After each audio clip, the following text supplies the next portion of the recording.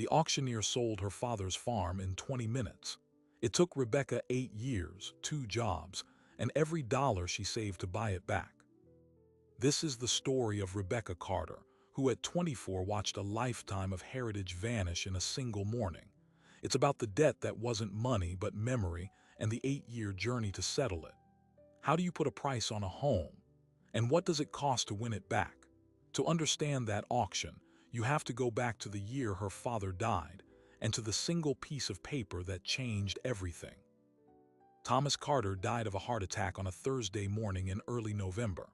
He was 58 years old. The doctor called it acute myocardial infarction. The neighbors called it farming. He'd been up since 4, checking on a heifer ready to calve, when the pain hit him in the chest like a kick from a mule. He managed to walk back to the porch steps before he fell. Rebecca found him there an hour later, her father cold and still, one hand clutching the wooden railing as if he were just resting. The 200-acre farm in southern Wisconsin had been in the Carter family for 3 generations. Thomas ran it the way his father had, and his father before him. Dairy herd of 80, 200 acres of hay and corn for feed, a white clapboard house built in 1923. It was a modest operation, perpetually 2 years from being profitable, always relying on the annual operating loan to bridge the gap from planting to harvest to milk check. Thomas was a careful manager but a trusting man. He banked with the same institution his father had, the Farmers and Merchants Trust in the county seat. His loan officer was a man named Phil Jenkins, who'd handled the Carter account for 15 years. They'd shake hands every spring when the loan papers were signed. Thomas never read past the first page. Let me tell you about the financial reality Thomas was navigating. This was 2015. Milk prices had been in a 4-year slump. The average price per hundredweight had dropped from over $24 to under $17. For a dairy farmer, that's the difference between breaking even and losing money on every gallon. At the same time, input costs, fertilizer, fuel, equipment, repairs, kept climbing. The equity Thomas had built up over decades, the value of the land itself, was being slowly liquidated to cover operating losses. He was, in the clinical term, land rich and cash poor. The farm was worth over $1 million on paper. In his checking account, he often had less than $500. Rebecca was his only child. Her mother had passed away from cancer when she was 12. After college, where she studied agricultural business, she'd moved to Chicago for a job with a farm equipment lender. She saw the financials of hundreds of operations. She understood the spreadsheets, the debt-to-asset ratios, the grim metrics of modern agriculture. She begged her father for 2 years to let her look at his books to help him restructure.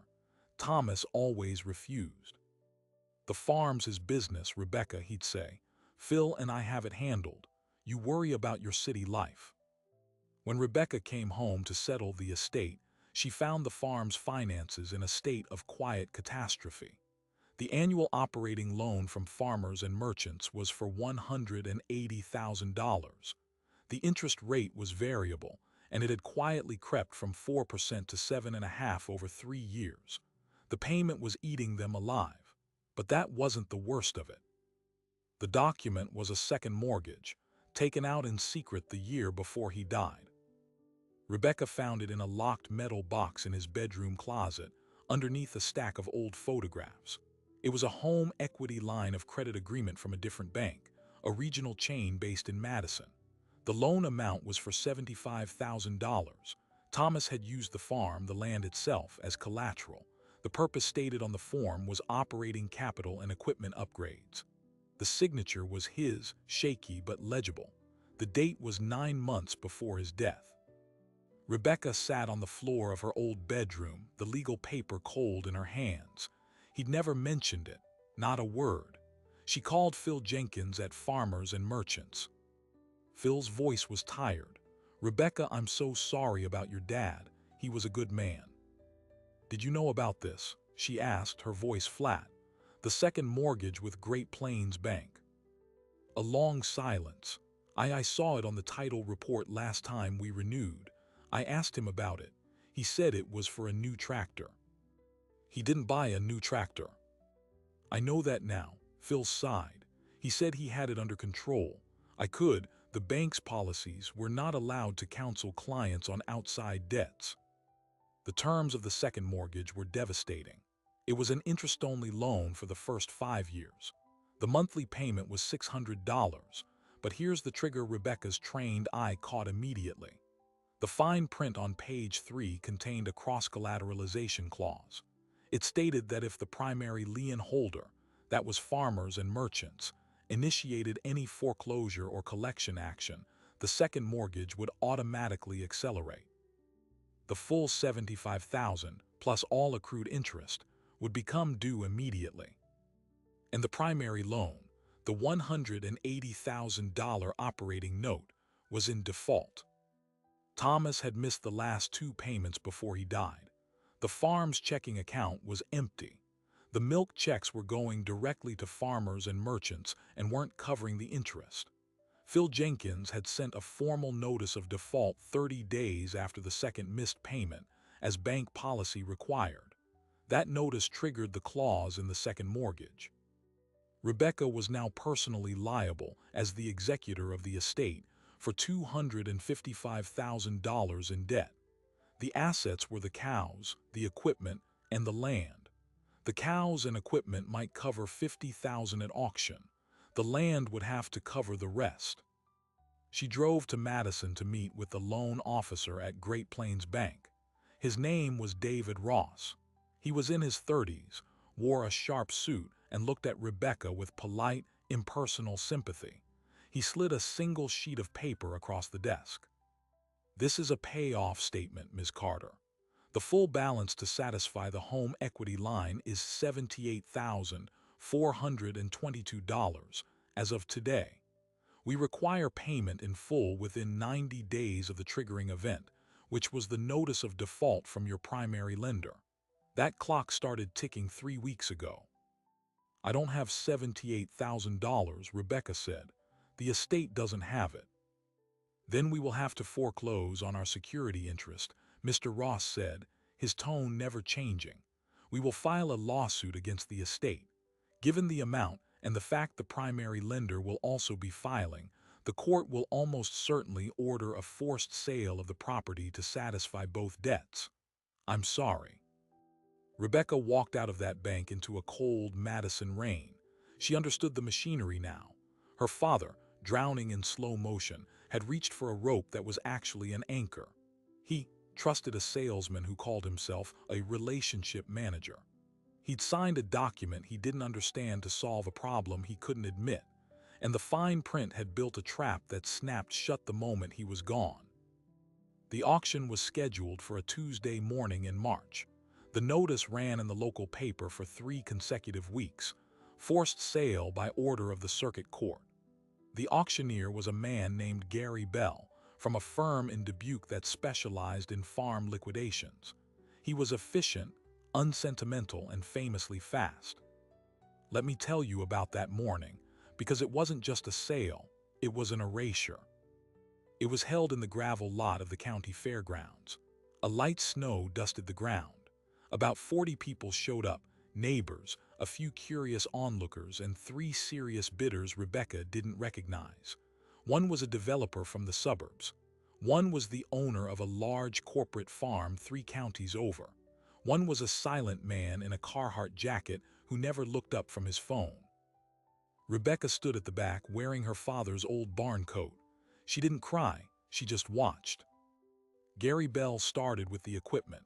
The tractors, the baler, the milking machines. They sold in lots, going for pennies on the dollar.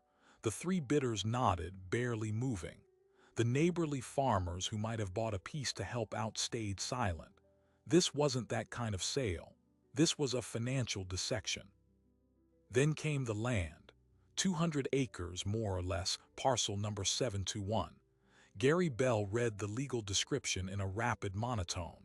Then he named the opening bid, $120,000. The developer shook his head. The corporate farmer nodded once. The man on the phone didn't move.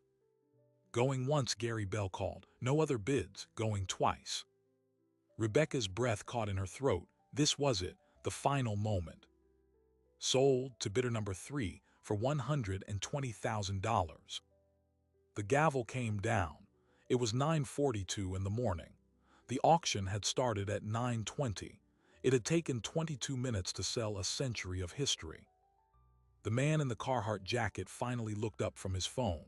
He walked over to a table, signed a paper, and left without a word to anyone. Rebecca later learned his name was Robert Vance. He was a land speculator. He bought distressed agricultural properties, held them for a few years, and sold them to developers at a massive profit. The farm was just an entry on a spreadsheet to him, a line item with a good return on investment. Rebecca walked back to her empty childhood home that afternoon. The keys would have to be handed over in 30 days. She packed a single suitcase with her clothes and a few photos. She stood on the porch one last time, looking out at the bare fields. She made a promise then to the land, to her father's ghost, to herself. She didn't say it out loud. She just felt it settle into her bones, cold and hard as the March ground. She would come back, and she would buy it back. She got in her car and drove east, towards Chicago, leaving the only home she'd ever known in the rearview mirror. She had $800 in her bank account, a business degree, and a single, focused fury. She had no idea what the next 8 years would cost. Rebecca's plan was simple, brutal, and built on a single spreadsheet. She opened it on her laptop in a $300 a month studio apartment in Chicago. The top line was the target, $400,000. That was her estimate based on the auction price and 8 years of projected land appreciation at 5% a year. The number was so large it felt fictional.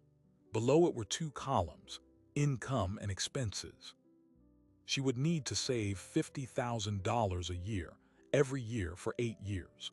On a salary of $65,000 at the farm equipment lender, it was mathematically impossible. So she became 2 people. By day, she was Rebecca Carter, loan analyst. She wore blazers and sat in cubicles, assessing the viability of other people's agricultural dreams. She became an expert in land valuations, loan-to-value ratios, and foreclosure law. She read the fine print on hundreds of contracts, her father's mistake a ghost looking over her shoulder. She was good at it. By year 2, she was promoted. Her salary climbed to $75,000. It wasn't enough. By night and on weekends, she was Becca, the waitress. She picked up shifts at a high-volume steakhouse in the West Loop, where the tips were strong and the hours were relentless. 4 nights a week, from 5 p.m. until 1 a.m., she carried trays, smiled at strangers, and calculated percentages in her head. She worked holidays. She worked when she was sick. The other waitresses called her the machine because she never stopped moving and never complained. Her expenses were a study in absolute minimization. The studio apartment. No car, she used public transit.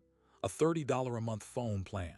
Groceries from the discount store, meals built around rice and beans and whatever was on sale. She didn't go to movies. She didn't buy new clothes. She cut her own hair. Every extra dollar, every unexpected bonus, every $20 tip from a generous table went into a high-yield savings account she named the fund. She tracked it to the penny.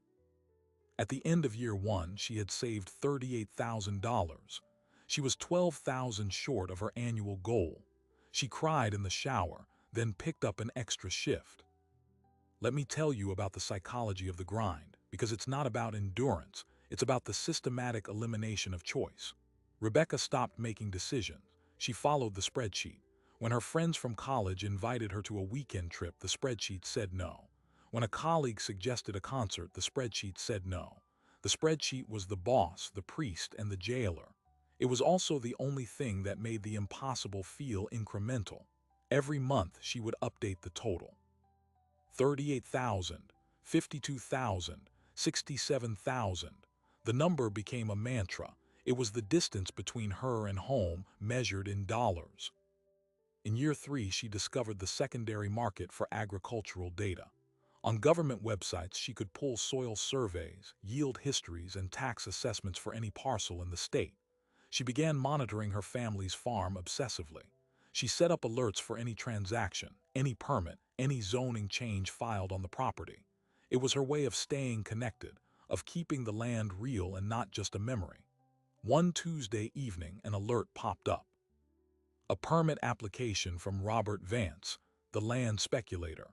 He was seeking approval from the county to split the 200-acre parcel into 5 40-acre lots. Rebecca's blood went cold. Splitting the land was the first step towards selling it to developers. It would multiply the value exponentially. Her $400,000 target could double overnight. The clock, which had felt like a slow march, suddenly became a sprint. She drove back to Wisconsin the next weekend, her first visit since the auction. The no trespassing signs were new, posted on every fence line. The farmhouse looked abandoned, the windows dark, but the fields had been leased out to a neighboring corn farmer. The land was still working, just not for her family. She sat in her rented car on the county road and felt a new kind of fear. She wasn't just racing against time.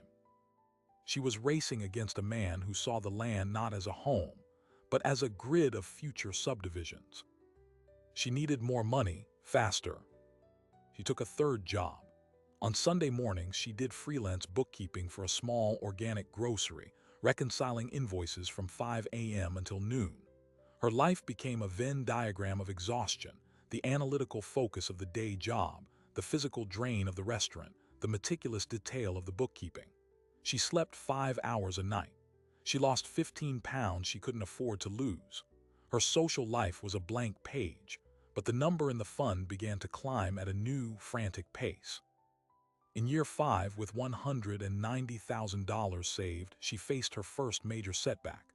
It wasn't financial, it was physical. She collapsed at the restaurant, a plate of steaks shattering on the tile floor. The diagnosis was severe anemia and exhaustion. The doctor was blunt.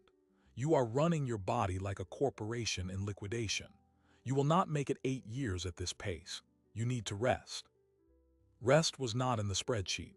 Rest was a luxury the plan could not afford. She took a week of sick leave from the day job, forced herself to eat steak she would never have paid for, and slept for 10 hours a night. In that quiet week, she had to rethink the math. The brute force method was breaking her. She needed an advantage. Her advantage was her day job. She knew how lenders thought. She knew how to value land better than anyone. And she realized she had been saving for the wrong number. She wasn't saving to make an offer on the open market. She was saving to make an offer to a distressed seller. She needed to find Robert Vance's pressure point. She began a new kind of research. Using the skills and, frankly, the database access from her loan analyst job, she started digging into Robert Vance's portfolio. She searched property records, business filings, and court dockets. She wasn't just a saver anymore. She was a hunter. What she found changed everything. Robert Vance wasn't just a speculator. He was a leveraged speculator. He hadn't bought her farm with cash. He used a short-term, high-interest loan from a private equity firm in Omaha. The loan was due in a balloon payment in 2 years, and his portfolio was struggling. 2 of his other land holdings had been denied rezoning for development. He was carrying millions in debt, and the interest payments were chewing through his cash. The farm wasn't just an asset to him. It was a liquid asset he might need to sell quickly to meet his obligations. Rebecca's target wasn't the appraised value. It was the amount Vance needed to clear his loan and make a modest profit. She reran the numbers. If she could catch him at the right moment, she might need $100,000 less than she'd thought. But she also discovered something else, a detail that sent a shock of cold anger through her. The second mortgage that had triggered the foreclosure, the one from Great Plains Bank, had been sold. The debt had been packaged with other non-performing loans and sold for pennies on the dollar to a debt collection agency. That agency had then filed a claim against her father's estate for the full amount, which forced the auction. But here's the twist. The original loan officer at Great Plains Bank, David Ross, had received a bonus for originating the home equity line that year. His performance review, which she found in a public deposition from an unrelated lawsuit, cited his success in cross-selling collateralized products to agricultural clients. Her father hadn't just walked into a trap. He'd been steered into it by a man whose job was to sell debt, not provide solutions. Rebecca printed that deposition and pinned it above her desk. It was no longer just about buying back dirt and wood. It was about proving that the system that took the farm could be beaten, that patience and precision could outmaneuver pressure and profit. By the end of year 6, the fund held $310,000. She was on track, but the pressure on Robert Vance was building. She saw a notice that he'd taken out a second lien on another property. She saw that interest rates were rising, squeezing his variable rate debt. The clock was ticking for him, too. She hired a lawyer, a sharp, quiet real estate attorney named Miriam Chen. She didn't tell Miriam the whole story, just that she was interested in making an off-market offer on a specific parcel and needed to understand the process. Miriam helped her structure a formal offer letter and explained the concept of a cash offer with a rapid closing. It was the ultimate weapon in a real estate negotiation. No financing contingencies, no appraisal delays, just money for keys fast. In the spring of year 7, Rebecca drove to the county assessor's office. She requested the most recent tax valuation for the farm. The clerk handed her a printout. The assessed value was now $470,000. Her heart sank. But then she looked closer. The valuation was for the land as a single 200-acre agricultural parcel. The permit to split it into lots had been filed, but it had never been approved. It was stalled in the county planning commission. Robert Vance's development plan was stuck. That was his pressure point. He couldn't sell to a developer until the land was split. He couldn't split the land without approval, and he had a balloon payment coming due. He needed cash, not potential. Rebecca updated the spreadsheet one final time. The target was now $380,000. A cash offer for that amount might be too good for a cash-strapped man to refuse. She had $350,000. She was $30,000 short, with less than a year to go before the 8-year mark she'd set for herself. She made the hardest calculation of her life. She would need to liquidate her only other asset, her retirement account. The early withdrawal penalty would be brutal, but it would get her over the finish line. It was a gamble that would sacrifice her future financial security for the chance to reclaim her past. She scheduled the withdrawal, the paperwork stating the reason as financial hardship. The money would hit her account in 10 business days. She was ready. The hunter was in position. All that was left was to make the call. But first, she had to know. Was Robert Vance desperate enough to sell? Or would he hold on, betting on a rezoning miracle that could make him millions? The answer would determine whether the last 8 years of her life had been a noble struggle or a catastrophic waste. She opened a fresh email. She typed the address she'd found for Robert Vance's Investment LLC. Her fingers hovered over the keys. This was the point of no return. Once she sent this, there was no pretending anymore. The spreadsheet would meet the real world. She took a deep breath and began to type. Dear Mr. Vance, I am writing to express a serious, confidential, and all-cash interest in purchasing the property located at. The reply came not from Robert Vance but from his lawyer. It was 3 lines long. Mr. Vance has received your inquiry. He is willing to meet next Friday, 10 a.m. at his office in Rockford. There was no acknowledgement of her name, no mention of the property's history, no hint of sentiment. It was a transaction, and she was to present herself for terms. Rebecca's lawyer, Miriam Chen, advised caution. He knows you're motivated. That gives him leverage. Your only leverage is cash and speed. Don't talk about your father. Don't talk about the past. Talk about his liquidity problem and your ability to solve it tomorrow. The office in Rockford was in a low, modern building near the airport. Robert Vance's space was sparse, with a large map of the Midwest on one wall, parcels marked with colored pins. He was in his 50s, with the tired eyes of a man who spent his life in spreadsheets. He didn't offer coffee. Rebecca Carter, he said, looking at her across a blank desk. The former owner's daughter. He said it like a fact, not an accusation.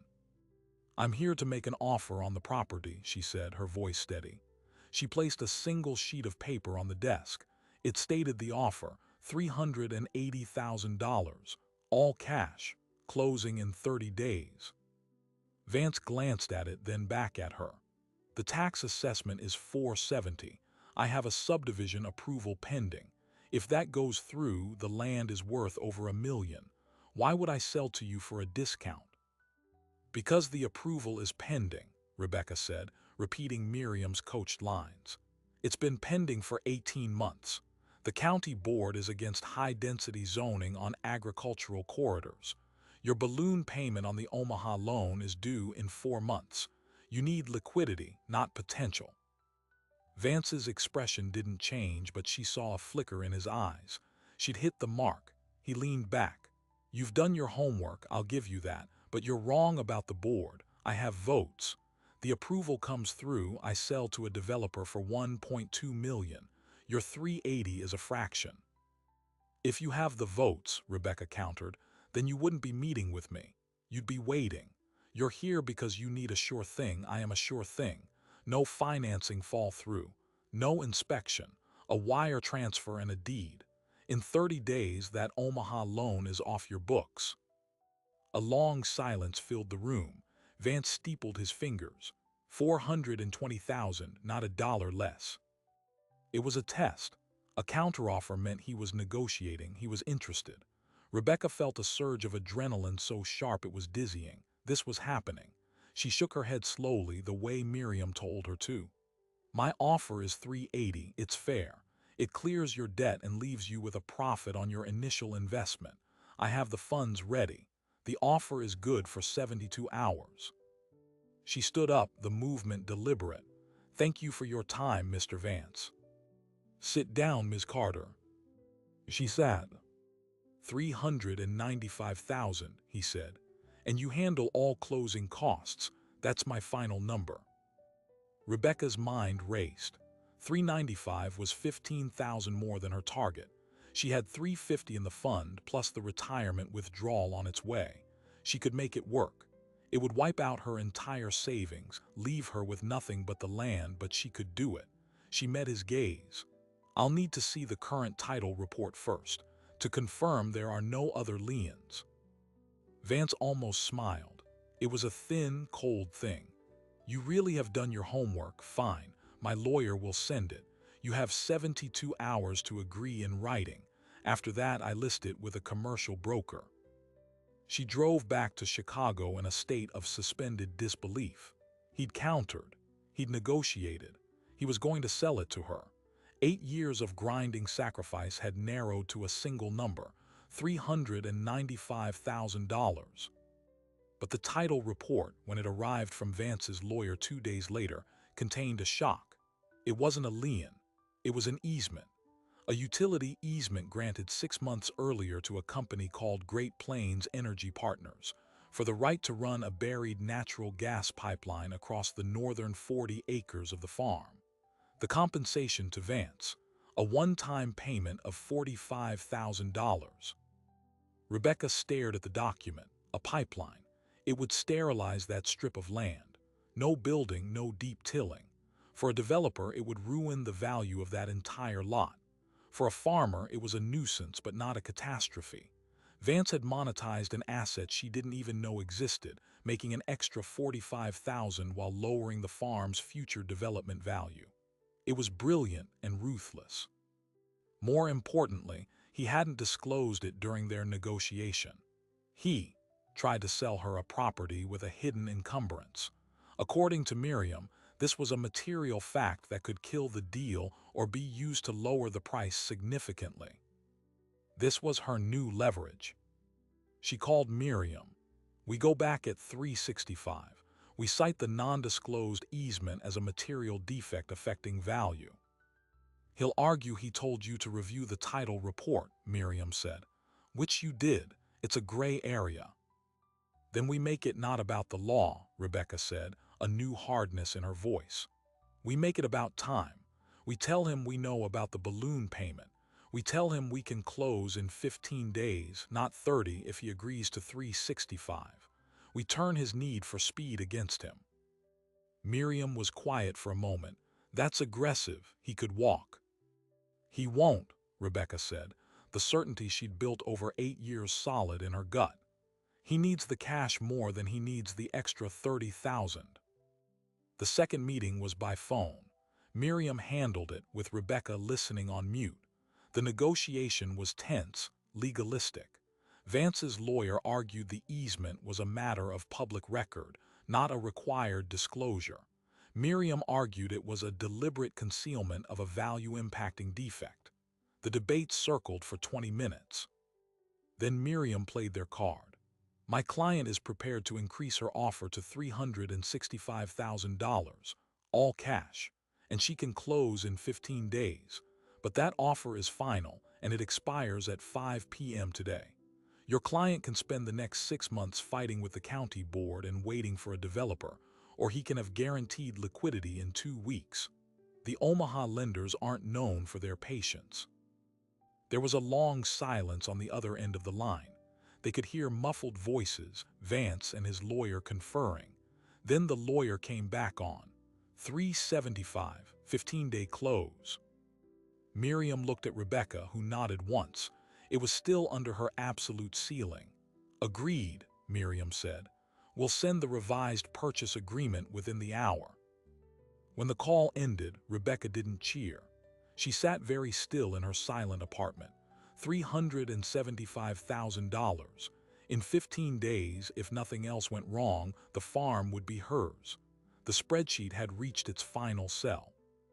But now she faced the logistical cliff. She had to coordinate the wire transfer from 3 different accounts, the fund, her checking, and the retirement withdrawal. She had to finalize everything with the title company. She had to get insurance. And she had to do it in 15 days while working her day job. The frantic exhaustion of the grind was replaced by the precise, terrifying anxiety of execution. Then 3 days before closing, the title company called. There was an issue, a cloud on title. It wasn't from Vance's side, it was from hers. When her father's estate was settled through the forced sale, the legal doctrine of deficiency judgment came into play. If the sale of collateral doesn't cover the full debt, the lender can pursue a judgment for the difference. The debt collection agency that had bought the second mortgage from Great Plains Bank had obtained a deficiency judgment against the estate of Thomas Carter for $12,000. It was a small, forgotten line item, but it was a judgment, and it attached to the heirs to Rebecca. Until it was paid, she couldn't receive clear title to any property. The collection agency had gone out of business. The judgment had been sold twice more. It was now owned by a firm in Delaware that specialized in buying ancient, uncollected debts for pennies. They wanted $8,000 to release it. Rebecca had no more money. Every cent was allocated to the purchase. $8,000 might as well have been $8 million. She had 48 hours to clear this, or the closing would fail, and she would lose her earnest money and the deal. This was the trapdoor, the piece of fine print she had missed. Her father's debt had reached out from the grave for one final claim. She called the firm in Delaware. The man who answered spoke in a bored monotone. Yes, they owned the judgment. Yes, they would settle for $8,000. No, they would not wait. Wire the funds or they would file a lien on her new property the day she bought it. Rebecca hung up and did the only thing she could think of.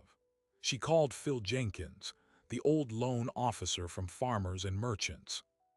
"Rebecca," he said, his voice full of surprise, "it's been years."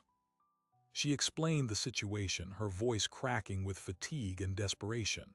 "I need an $8,000 loan, Phil, just for a week. I'll pay it back the second I get my next paycheck. I'm buying the farm back. I'm so close." Phil was quiet for a long time. "Rebecca, I can't. The bank's policies, personal loans to former clients, it's not allowed." "Please," she said, the word tasting like ash. She had never begged before. "Let me make a call," he said softly. "Don't get your hopes up, but let me make a call." An hour later, her phone rang. It was Phil. It was David Ross, the former loan officer from Great Plains Bank, the one who'd sold her father the second mortgage and gotten a bonus for it. His voice was different now, older, weary. "Rebecca, Phil Jenkins told me what's happening about the judgment." He paused. "I work for a different bank now, a small one. We have a discretionary fund for community assistance. It's $8,000. It's a grant, not a loan. You don't pay it back." Rebecca was speechless. The man who'd helped engineer the loss was now offering the key to reclaim it. Why was all she could manage. Another long pause. "Because I read about what you're doing," David Ross said, his voice low. "And because I've had 8 years to think about that meeting in my office, about your father, about what my job was. This doesn't fix that, but it clears the debt. Let me do this." The money appeared in her account the next morning. She wired it to the firm in Delaware. The release of judgment arrived at the title company with 2 hours to spare. The final obstacle was gone. The closing was held in a bland title office in Rockford. Robert Vance signed first, his signature a quick slash.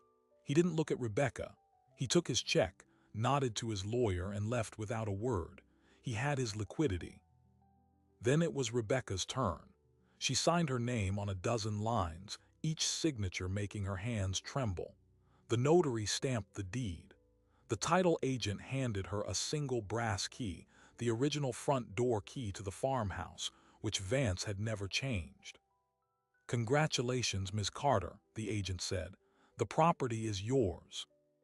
Rebecca walked out of that office into the afternoon sun, the key burning a hole in her palm. She had done it. She had bought back the farm. The 8-year journey was over. But as she drove west toward home for the first time in 8 years, a strange hollow feeling settled in her chest alongside the triumph. She had won. But what exactly had she won back? And what had the winning cost? The answers to those questions would define the rest of her life. The farmhouse door was locked, but the key worked. The tumblers turned with a heavy, metallic clunk that echoed through the empty porch. Rebecca pushed the door open and stepped into the silence. The air was cold, stale, and smelled of dust in closed-up rooms. All the furniture was gone, sold or taken by the bank years ago. Sunlight cut through gaps in the blinds, illuminating floating dust motes. This was her victory, this hollow, echoing space. She walked from room to room, her boots loud on the bare wood floors. The kitchen where her mother had cooked. The living room where her father fell asleep in his chair watching the news. Her old bedroom, the wallpaper dotted with faint marks where posters once hung. It was all a shell. The victory in that first hour felt profoundly, crushingly empty. She had bought back a memory, and memories don't keep the rain out. Let me tell you about the reality Rebecca faced that first spring. The financial reality first. She had $375 in her checking account. No savings. No retirement fund. She owned 200 acres of land free and clear, and a house that needed a new roof, updated wiring, and a functioning well pump. She had no tractor, no livestock, no seed. She was, by any practical measure, a landowner who was one broken water heater away from being broke again. But she had 2 things she didn't have 8 years ago: absolute ownership and a ferocious, educated clarity about what not to do. She moved into the house that weekend with a sleeping bag, a camp stove, and a few boxes of clothes. The first night, she lay on the floor of the living room and listened to the house settle. It wasn't a comforting sound. It was the sound of something old and tired. She slept fitfully, her mind running through spreadsheets that were now about repair estimates and soil prep costs instead of savings goals. On Monday, she drove into town to the local farm supply co-op. She needed to buy basics: tools, fuel, a chain for the old well. The man behind the counter was in his 60s, wearing a seed company cap. He looked at her, a woman in her 30s in a clean but worn jacket, and raised an eyebrow. "Help you?" "I need 100 feet of half-inch galvanized chain," Rebecca said. "For what?" "For my well, the pump's dropped." "Your well," the man said, skepticism plain. Which farm? The old Carter place, out on Ridge Road. The man's expression changed. He knew, everyone knew. He looked her up and down again, this time with a dawning recognition. You're Tom Carter's girl, the one who bought it back. I am. He nodded slowly, the skepticism softening into something like cautious respect. Heard it was a cash deal. That true? It is. He whistled softly. All right then, chain in the back, I'll get it. As he turned, he added, welcome home. It was a small thing, but it mattered. The story of the cash purchase had spread. In a rural community, that kind of story carries weight. It wasn't pity. It was a ledger entry. She had lost, but she had fought her way back on her own terms. People began to talk, and this time, the talk was different. Let me tell you about Rebecca's first year on the land, because it wasn't about grand gestures. It was about incremental, backbreaking reclamation. She got a job, not in Chicago, but as a part-time bookkeeper for 2 other local farms, using the skills she'd honed in the city. The work was flexible and brought in a steady, modest income. Every spare dollar went into the farm. She didn't try to restart the dairy herd.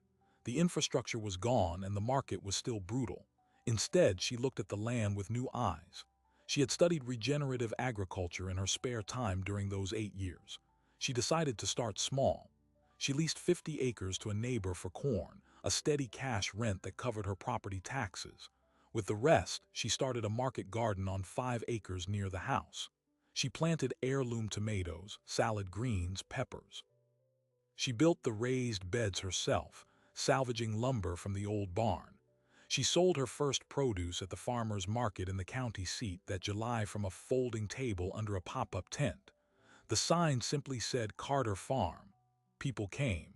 They bought. Some of them were the same people who had stood silently at the auction 8 years before. The work was punishing. She was farmer, mechanic, accountant, and saleswoman. She learned to fix the well pump, to patch the roof, to negotiate with produce buyers. The hardness she developed in the city served her well here. She asked for no favors, but she also refused to be underestimated. In the fall of that first year, she had an unexpected visitor. David Ross, the former loan officer, drove out from Madison. He didn't call ahead. He just pulled into the driveway one afternoon in a sensible sedan. Rebecca was washing vegetables at an outdoor sink she'd rigged from an old cattle trough. He got out of the car, looking awkward in his dress shoes on the gravel. "Rebecca," he said, "I was in the area, thought I'd see how it was going." She turned off the hose, wiped her hands on her jeans, and studied him. He looked older, softer.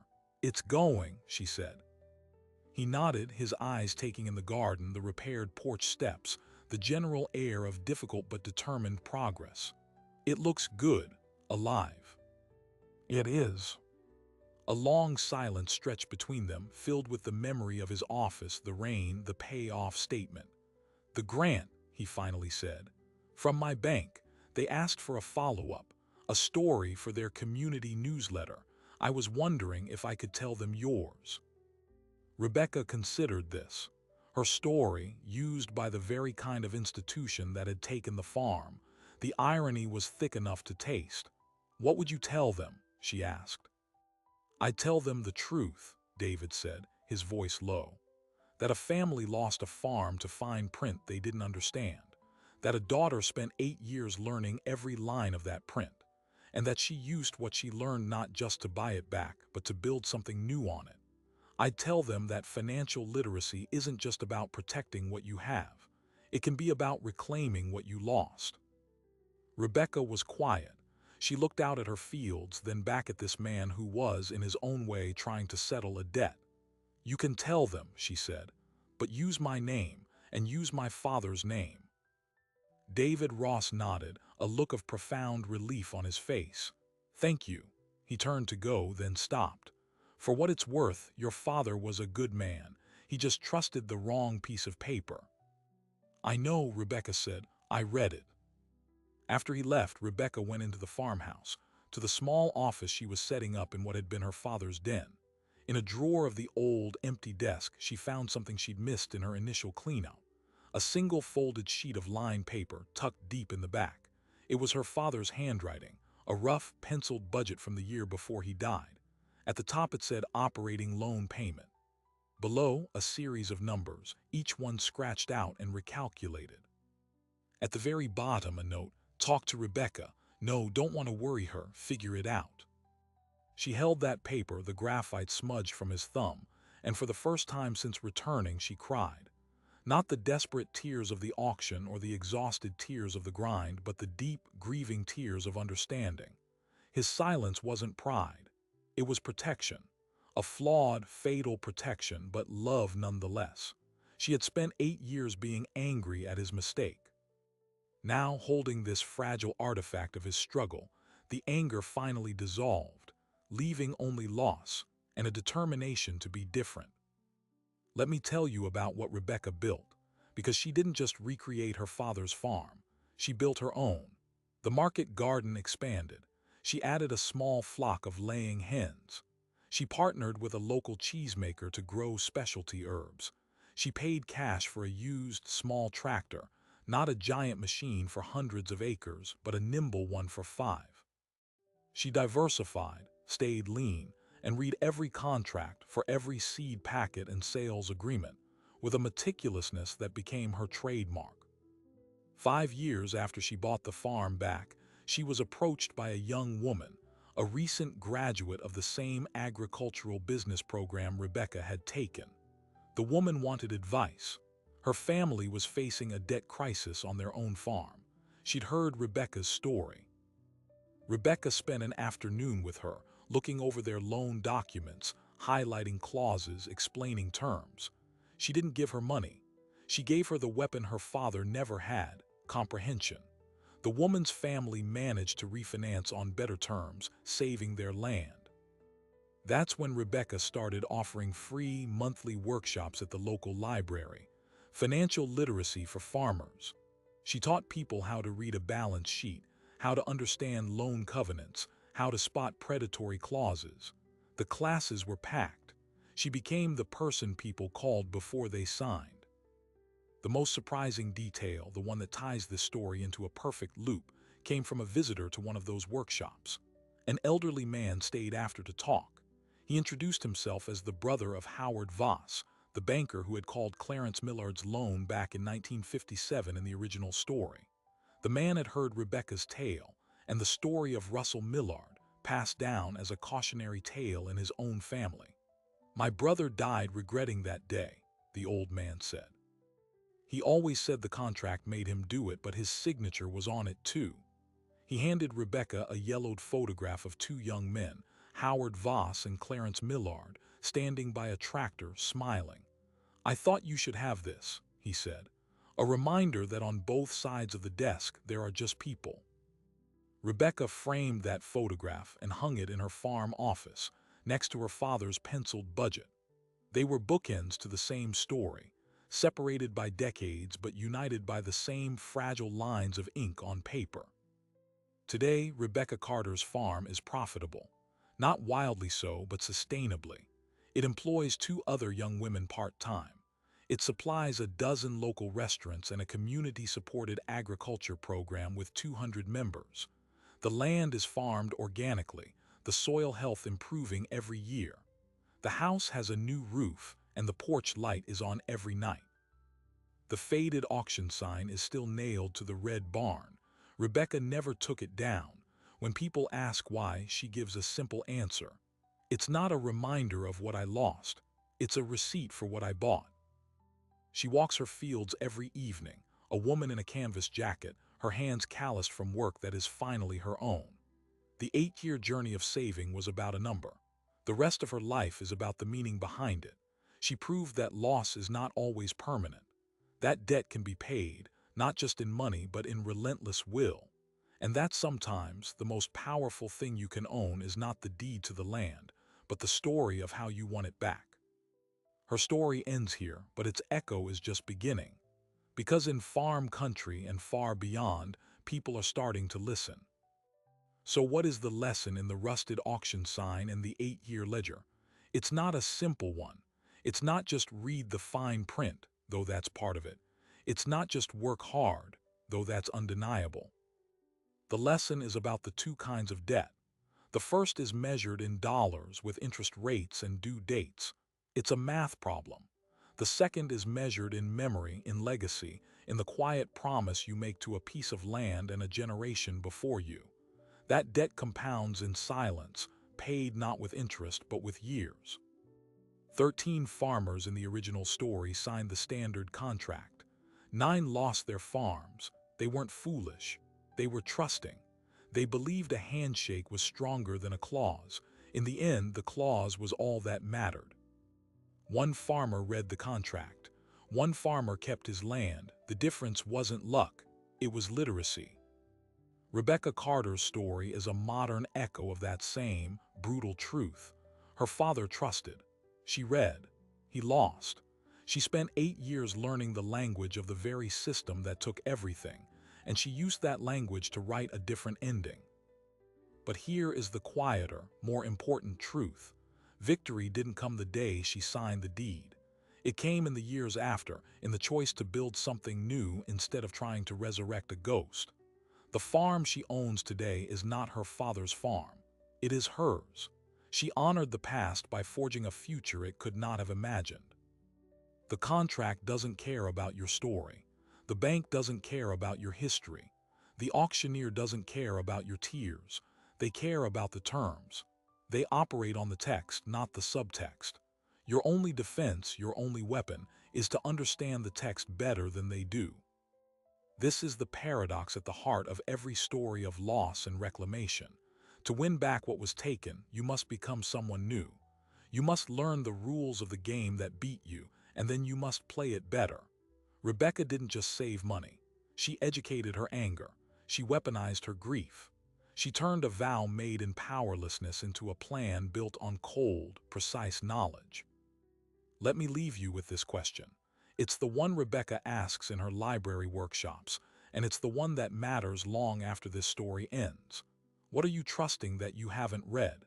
It might be a loan document. It might be a lease. It might be the unspoken agreement you have with your own future. What clause is buried on page 6 of your life, waiting for a change in the market to be triggered? Some debts are worth incurring. Some journeys are worth the years they demand. The world is built on paper and promises, and the most important promises are the ones you make to yourself. Be the one who reads. Be the one who understands. Be the one who, when the call comes, can smile because you already know what page 6 says. Thank you for listening.